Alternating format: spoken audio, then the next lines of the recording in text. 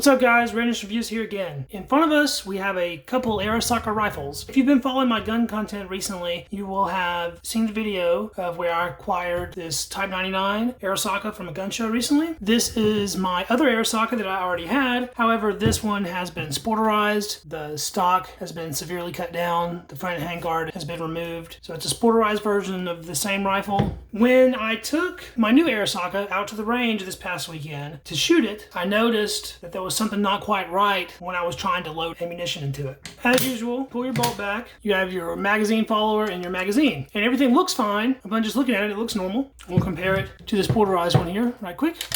See, there's the magazine follower on that. And it looks basically identical to the magazine follower on this other one right there. Pretty much the same thing. Well, when I was loading ammunition into it, it wasn't working quite right. So the magazine follower was getting stuck and it wouldn't allow me to load more than one round without it jamming up. I didn't know exactly what was going on and I found it a little bit perplexing because the follower seemed to be okay. But if you press it in, you can sort of see the malfunction there. It gets stuck in there sideways. Look at that, it actually pops all the way out. Now this other one won't do that no matter what you do. I went ahead and shot the rifle. I was just single loaded rounds and I was like, well, I'll figure out what's going on with the magazine later because I do have another Arisaka to reference what's going on when I get home. I got it home and I started looking at it. I'll go ahead and remove these bolts right quick so they're not in the way. So the follower on my sporter, it's fine. It's under good spring tension and it won't jam up no matter what you do to it really. However, this one, it's all kinds of messed up. The spring doesn't work right. Now, I did not notice this when I was inspecting it at the gun show, but a gun show inspection is usually pretty quick and dirty. I didn't have a chance to go through it and meticulously look at everything. We was ready to get out of there, so I kind of glossed over it. Everything looked fine. We'll remove these magazine floor plates right quick, and there is our spring with the follower. And then on my sporter, it's the same thing.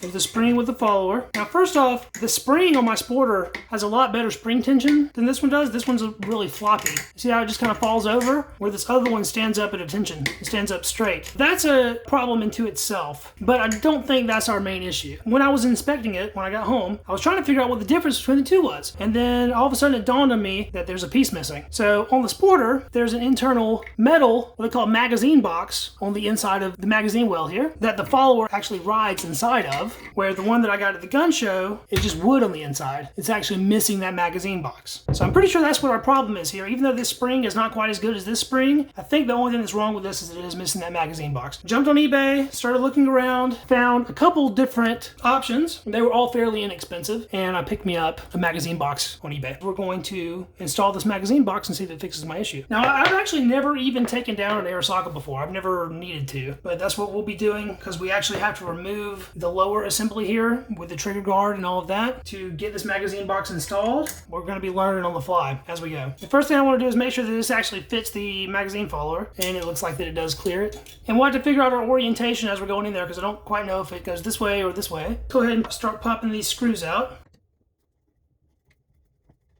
When I purchased my Sporter Arisaka several years ago, it was actually missing this screw. I knew it was missing the screw when I bought it. When I got it home, jumped on eBay, $2, $3, bought a screw, had it shipped to me and screwed a screw in and then it was good to go. I was able to talk them down an extra $10 on this rifle because it was missing that screw. Had I known that this one was missing the magazine box, I would have tried to talk them down even a little lower than I did. This screw has seen quite a bit of wear. It's sort of stripped out looking, so I'm going to be very careful with it. This particular screw actually feels like it's sort of rusted in there, so I'm going to remove it off camera so I can be extra careful with it. So we'll cut for just a moment. So I'm back. As you can see, things have changed. It's actually been several hours since I filmed the first part of this video. This screw that was in the underside tang of the rifle, I could not get it to come out. And as you can see, it had been previously stripped out, sort of. I'm pretty sure that it's just like rusted in there shut. I mean, it's in there so hard, it's almost like it's welded in there. I put some penetrating oil on it and let it sit for a couple hours to see if that would loosen it up. I tried applying a little bit of heat to it, not very much, just to see if that would sort of let it break free, but that didn't work either. So I moved to plan B, and plan B was to just remove the barrel to action from the stock and install the magazine box from under where the action is. Unfortunately, with me messing with it, I kind of defeated the purpose of doing the video because the magazine box fit right in there, and now I can't get it back out. I kind of wedged it in there and laid it in. So the magazine box is in there like it's set in its spot, and I can't get it to come back out from this side of the rifle. I think you have to undo the magazine retention apparatus in order to get that magazine box back out. It was extremely simple. Doing it from the top like this, it'd probably be even easier from the bottom. But basically, I just kind of slid it in there at an angle, put the small portion in first, and then followed it up with the larger portion. And the larger portion just kind of fit into a piece. There's a square notch on the bottom of this, a square notch in the outside of the magazine well, and they just kind of fit together, and it locked right in, and now I can't get it back out. If you were curious on how to remove the front handguard and the barreled action from an Arisaka, we will reverse engineer this right quick so you can see it. Before I reinstall this, I'm actually going to put a nice coat of oil on the underside of the barreled action, just to be safe, because I did touch it, and the humidity in Georgia is really bad, and a gun will rust in a second if you don't keep a nice good coat of oil on it. I like using rim oil, by the way. So I just applied a nice little coat of rim oil to that. We'll just take our barreled action. We want to make sure that the trigger goes into this little slot here, and then the rest of it just fits down into the stock, and that's basically in there. Invert the rifle, and then we're going to replace these two screws that we took out earlier.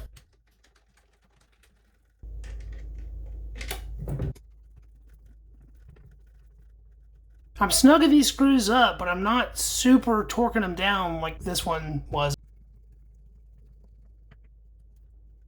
We got those screws nice and set back in there. In the Sporterized version, all that's holding the barrel into the stock is just 3 screws. That's all you need. Actually, there's just 2 screws holding the barreled action into the stock. This last screw is only holding your trigger guard and the rear, I guess this would be a tank plate here. It's just holding that in. So now you're left with the front handguard removed, and reinstalling that is fairly simple. So we just place our front handguard back on there. It slides under the edge of the rear sight there. Before we go any further, we're actually going to go ahead and close up our magazine plate and follower so it's not in the way anymore.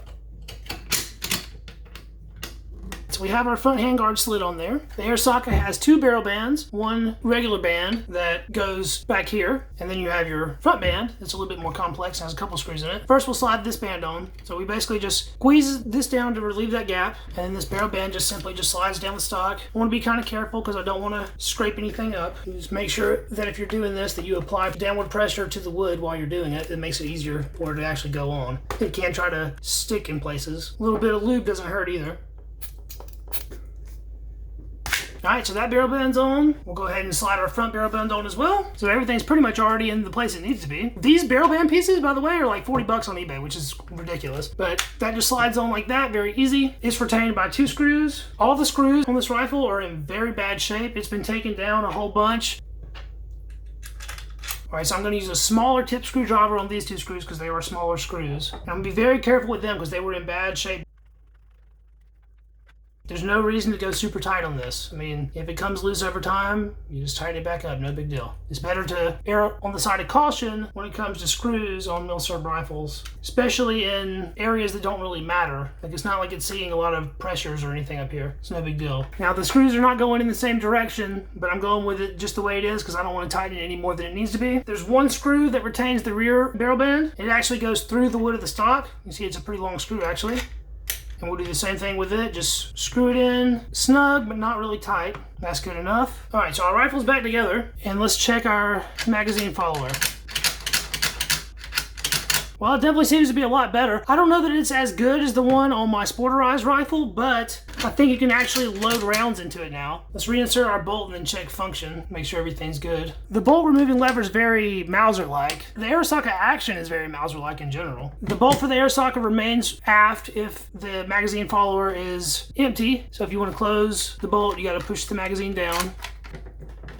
Now that we have the rifle reassembled, let's try to drop a couple rounds into the magazine well and see if they actually fit in there like they're supposed to now. I don't have any 7.7 Japanese dummy rounds or snap caps. We're going to actually use live ammunition, but I'm not going to be chambering them, so it'll be fine. This ammo is very expensive, by the way, and actually really hard to come by. I don't think there's anybody producing it right now as far as ammunition companies go. Before, when I would try to put a round in the magazine, the follower would cock sideways and it would not allow me to put another one in there, and if I did, it would just flop around. There was no spring tension behind it because it was able to move inside of the magazine box.